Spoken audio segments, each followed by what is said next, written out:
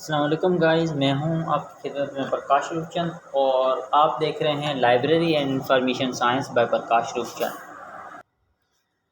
Dear viewers, आज हम बात करेंगे यूग्रेड स्कॉलरशिप के हवाले से कि यूग्रेड स्कॉलरशिप का जो फॉर्म है वो किस तरह से फिल किया जाता है, इसकी क्या एलिजिबिलिटी है, कौन अप्लाई कर सकता है और जो है ना ये प्रोग्राम क्या ऑफ़र करता है।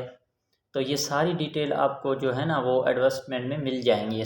तो उस पर हम बात करके अपना टाइम ज़ाया नहीं करते, हम डायरेक्ट जो है ना वो अप्लाई करने पे आते हैं कि किस तरह से जो है ना फॉर्म फिल किया जाता है। तो जैसे आप लिंक ओपन करेंगे, यहाँ पे इम्पोर्टेंट क्वेश्चंस हैं कुछ जो उसके आंसर अवेलेबल हैं। आप स्टार्ट एप्लीकेशन पे आते हैं।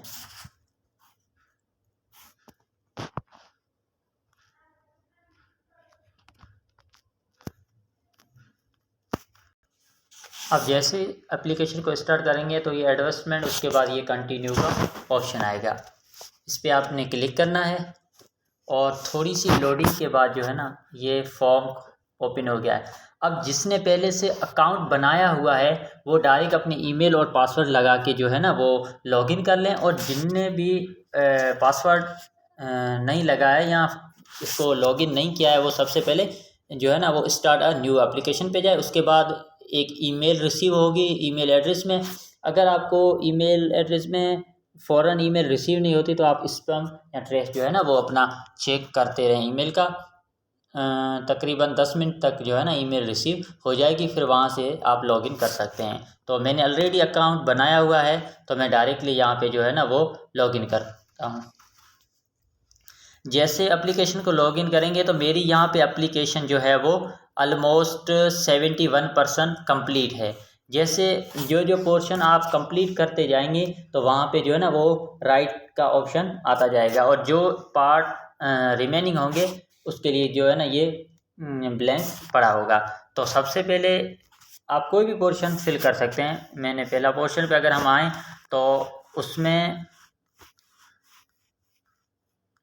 जो है ना ये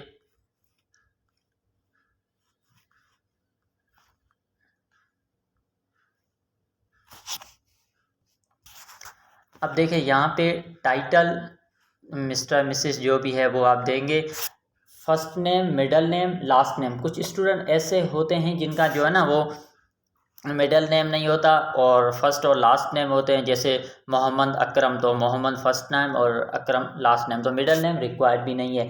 लेकिन कुछ ऐसे स्टूडेंट होते हैं जिनकी जो है ना ओनली लास्ट नेम ही होता है, जिनका कोई फर्स्ट नेम नहीं होता, तो वो इस तरह से कर सकते हैं कि फर्स्ट नेम की जो ब्लैंक्स है उस पर FNU लिख दें और मिडल वैसे ही छोड़ दें और लास्ट में अपना जो है ना वो नाम लिख दें, जैसे कि मैंने ये किया है। उसके बाद ये do you have any multiple citizen, अगर आपके पास कोई किसी और कंट्री की जो है ना वो रिहाइश है तो वो लिखें, otherwise no. Pakistani national yes, और कंट्री पाकिस्तान आप सिलेक्ट करें और चूज़ कंट्री ये पाकिस्तान। फिर यहाँ पे आप जो है ना वो सिटी ऑफ बर्थ अपना सिटी देखेंगे, लिस्ट में आ जाएगा। अगर नहीं आता तो अदर एंड फॉरेन पे टिक करें, फिर कंट्री लिखें और कंट्री ऑफ बर्थ, फिर डेट ऑफ बर्थ रिक्वायर है, मेल फीमेल सिंगल या मार्शल स्टेट ये। और अगर आपको कोई डिसेबिलिटी है तो फिर वो आप यहाँ पे जाके लिख सकते हैं, अगर नहीं है तो फिर नॉट अप्लीकेबल लिखें। उसके बाद कांटेक्ट इन्फॉर्मेशन पे अगर हम आएँ तो फिर यहाँ पे जो है ना वो एड्रेस आपने लिखना है, जो भी आपका एड्रेस है, पोस्टल कोड आपको नेट पे मिल जाएगा। फिर ईमेल एड्रेस और फ़ोन नंबर लिखना है। अगर फ़ोन नंबर यहाँ पे फिक्स फ़ोन मांग रहा है तो वहाँ पे मैंने भी जो है ना वो मोबाइल नंबर ही दे दिया है, तो फिर ये आप दे सकते हैं। उसके अलावा ये परमानेंट एड्रेस वो भी आप सेम दे सकते हैं, या फिर अगर कोई और आपकी परमानेंट एड्रेस है तो वो आप दे सकते हैं। उसके बाद यहाँ पे आपको देना है इमरजेंसी कांटेक्ट नंबर, तो फिर इमरजेंसी में भी वो आप सेम ही लिख सकते हैं जिसका भी आप देना चाहिए। उसके बाद आप सेव कर लें। सेव करने के बाद अब आपने पर्सनल इंफॉर्मेशन पे चले जाना है। पर्सनल इंफॉर्मेशन पे जाने के बाद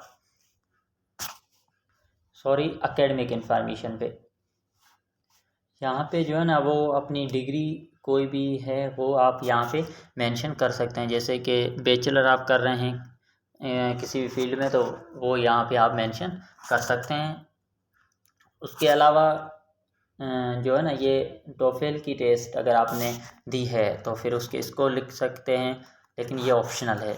उसके अलावा कोई और आपने टेस्ट दी है, जैसे आईलेट है, सेट है, या डिफरेंट टेस्ट हैं, कोई भी अगर आपने दी तो वो स्कोर आप मेंशन कर सकते हैं। अगर नहीं दी तो कोई ज़रूरी नहीं है। उसके अलावा आप नेटिव लैंग्वेज जो है वो लिखें, या फिर उसके बाद number of years English language study, कितने ईयर से आप इंग्लिश स्टडी कर रहे हैं, कहाँ कहाँ से आपने स्टडी की है। उसके अलावा knowledge for foreign languages including जो इंग्लिश, उसके अलावा आपने लिख देनी है, जैसे कोई भी आप लिख सकते हैं। 3 यहाँ पे मेंशन है, आप जो है ना वो डिफरेंट लिख सकते हैं। जैसे यहाँ पे मैं उर्दू करना चाह रहा हूँ तो मैं यहाँ पे उर्दू पे आ गया, और इस तरह से।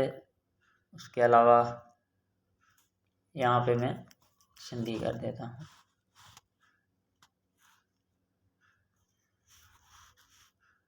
उसके बाद यहाँ पे आपको सिलेक्ट करना है ग्रेड आपने कितने लिए है, और रिज़ल्ट जो आपकी है वो उसके लिए ऐड कोर्सेस, अगर आपने कोई कोर्सेस किए हुए हैं यहाँ पे से आप रिमूव भी कर सकते हैं, ठीक है। और अगर आपने कोई कोर्सेज किए हैं जैसे CIT वगैरह, या इस तरह से कोई कंप्यूटर कोर्सेज हैं, या आपने कोई कोर्स किया हुआ है तो वो आप ऐड कर सकते हैं।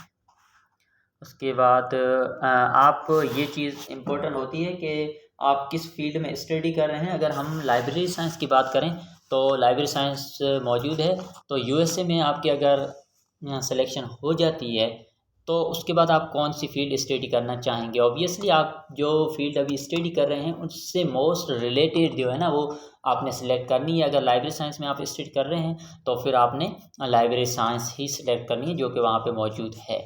उसके अलावा करंट जो है ना वो एकेडमिक इंफॉर्मेशन आपने देनी है, जैसे बैचलर कर रहे हैं कौन सी यूनिवर्सिटी से कर रहे हैं, अगर उस इंस्टीट्यूट का प्रॉपर नाम है, जैसे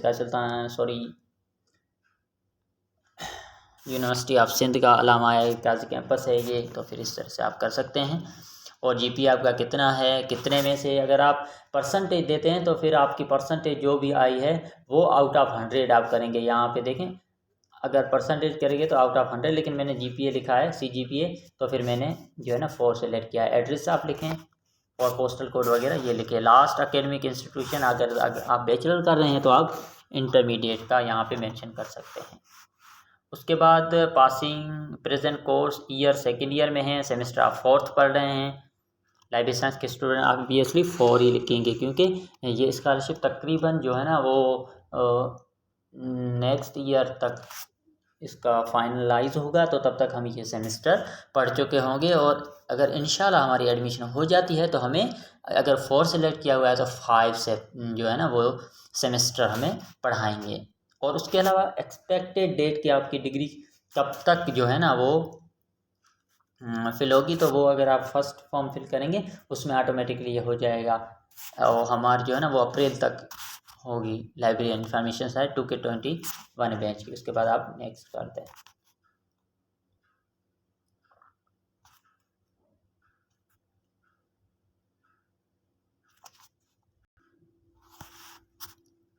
अब अगर हम बात करें जो मोस्ट इम्पोर्टेंट पार्ट है वो पर्सनल स्टेटमेंट है। पर्सनल स्टेटमेंट की जो है ना इसकी बिना पे ही आपकी सिलेक्शन का सारा प्रोसेस जो है ना वो डिपेंड करता है। आपकी पर्सनल स्टेटमेंट जितनी अच्छी होगी वो आपने जो है ना इसमें लिखनी है।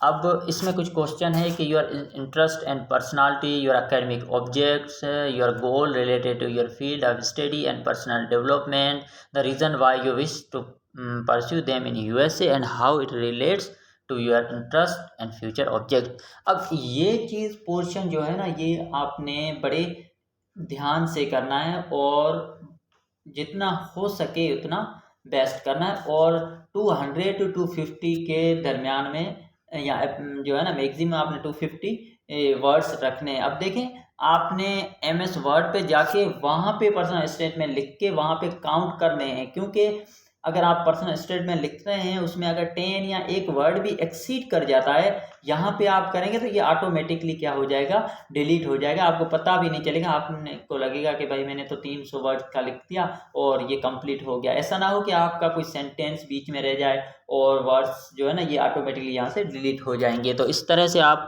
MS वर्ड पे जाके वहाँ पे वर्ड आप काउंट करके उसके बाद जो है ना यहाँ पे आप पेस्ट कर सकते हैं। ठीक है, पर्सनल स्टेटमेंट मैंने अभी तक नहीं लिखी है क्योंकि मैं अभी इसकी प्रिपरेशन कर रहा हूँ। उसके बाद डॉक्यूमेंट्स आपने यहाँ पे देने हैं। डॉक्यूमेंट्स में जो है ना ये आपके डिग्रीज़ अगर आप कोई मेंशन कर रहे हैं उसके आप अपलोड कर सकते हैं। यूनिवर्सिटी का जो लास्ट सेमेस्टर है, हमने जो अभी लाइब्रेरी साइंस का फर्स्ट ईयर का वो मेंशन करनी है, इंटरमीडिएट की अपलोड करनी है। उसके अलावा ऑप्शनल डॉक्यूमेंट्स अगर आपने कोई जो है ना एक्टिविटी की है, उसका कोई आपके पास सर्टिफिकेट है जो आपने मेंशन किया है एजुकेशनल के हवाले से, या नॉन एजुकेशनल जो एक्टिविटीज़ हैं वो आप यहाँ पे अपलोड कर सकते हैं। उसके बाद आप नेक्स्ट पे जाएंगे और फिर जो है ना रिव्यू एंड सबमिट पे, यहाँ पे जाके आप रिव्यू करके अपना फॉर्म जो है ना वो सबमिट कर देंगे। सबमिट करने के बाद जो मोस्ट इम्पोर्टेंट चीज़ जो होती है वो आपने केयर करनी है जिस चीज़ में, वो पर्सनल स्टेटमेंट होती है। सारा सिलेक्शन डिपेंड करता है पर्सनल स्टेटमेंट पे। तो एप्लीकेशन को सबमिट करते हुए इस चीज़ का केयरफुली जो है ना वो माइंड में रखना है।